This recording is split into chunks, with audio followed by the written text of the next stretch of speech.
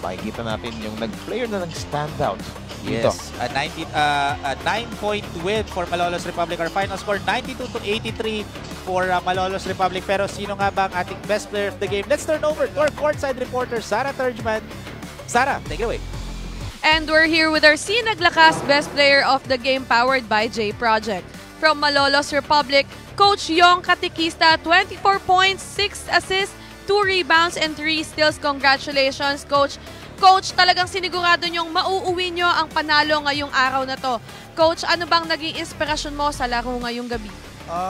Ngayong gabi kasi nga nung first game nga natalo kami ng sa first game namin nakalaro natalo kami, so nag-training lang kami, at the same time pinag-aralan namin yung mga mali na dapat namin gawin tama sa next game for today. So thank you Lord na nakuha namin yung panalo for today. At the same time lahat kami nag-effort para na makuha yung panalo for this game.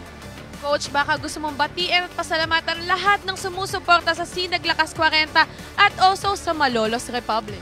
Okay, would like to greet sa lahat ng mga players na naglalaro ngayon na katulad ko na nasa 40 above na.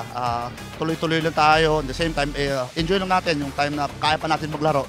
Kasi pag hindi natin kaya, so titigil na tayo. At the same time, guys, nagpapasalamat po pala ako kay Mayor Christian Natividad sa Mayor po ng Malolos at laging sumusuporta sa team ng Malolos. At the same time, sa pamilya ko dyan sa Iloilo, sa mama ko, sa mga bugto ko, at the same time sa mga bata kong gampang magsubong sa palarong pambansa, si Trish, Nicole, si Mia. At the same time, thank you po sa Sinag Liga Asia sa opportunity na binigay po sa amin.